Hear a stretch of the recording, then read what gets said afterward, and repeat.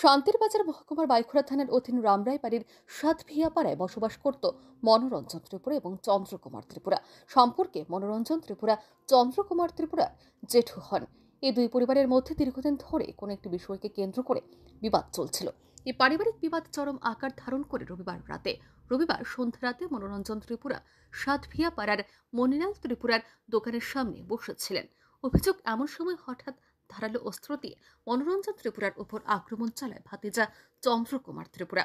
এই হামলায় ঘটনাস্থলে মৃত্যু হয় মনোরঞ্জন ত্রিপুরার। খবর পেয়ে বাইখুড়া থানার ওসি বিষ্ণু দাস বিশাল পুলিশ বাহিনী নিয়ে ঘটনাস্থলে ছুটে যান। পুলিশ গোটা এলাকায় তল্লাশি চালিয়ে এই হত্যাকাণ্ডের সাথে জড়িত অভিযুক্ত চন্দ্রকুমার ত্রিপুরাকে কিছুক্ষণের মধ্যে গ্রেফতার করতে সমর্থ হয়। পুলিশ ধৃত অভিযুক্তকে থানায় নিয়ে আসে। পাশাপাশি মৃতদেহটি উদ্ধার করে ময়নাতদন্তের জন্য স্থানীয় হাসপাতালে মর্গে পাঠায়। সোমবার বাইখুড়া থানার পুলিশ আধিকারিক এই সংবাদ জানান। গতকালকে আমাদের কাছে ধরোনা সন্ধ্যা 8:30টার দিকে একটা খবর আছে রামরাইবাড়ি পঞ্চায়েত থেকে যে একজনকে খুন করা হয়েছে এবং বডিটা রাস্তায় পড়ে আছে। তো তৎপরতার সাথে পুলিশ এখানে যায় ওসির নেতৃত্বে। পরে আমি ওই ঘটনাস্থলে গিয়ে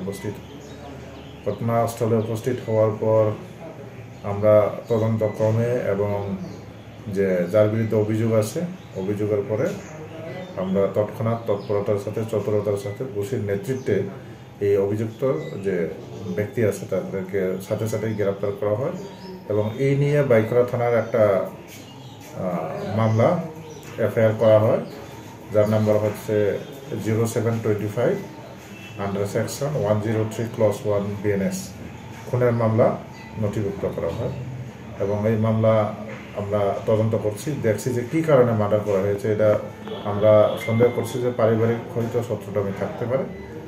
তো সেই দিকে আমরা খতিয়ে দেখছি এবং যে গ্রেপ্তারকৃত যে আসামিকে আমরা আদালতে রিমান্ডের প্রেয়ার দিয়ে আমরা উপস্থাপন করব। এরপরে তদন্ত সত্যি চলবে। কি নাম যিনি মারা গেছে? ওর নাম হচ্ছে মনোরঞ্জন ত্রিপুরা, আর বাড়ি রামরাইবাড়ি সাতভাইয়াপাড়া। আর যিনাকে অ্যারেস্ট করেছেন ওনার নাম কি? যাকে অ্যারেস্ট করা হয়েছে তার নাম হচ্ছে চন্দ্রকুমার ত্রিপুরা, একই গ্রামে তারা থাকে।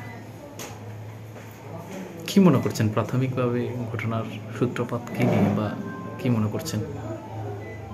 আপাতত তদন্তে যা উঠে আসছে আমাদের কাছে প্রমাণ, তো তাদের মধ্যে হয়তো দীর্ঘদিনের পারিবারিক শত্রুতামি থাকতে পারে এমন মনে হচ্ছে।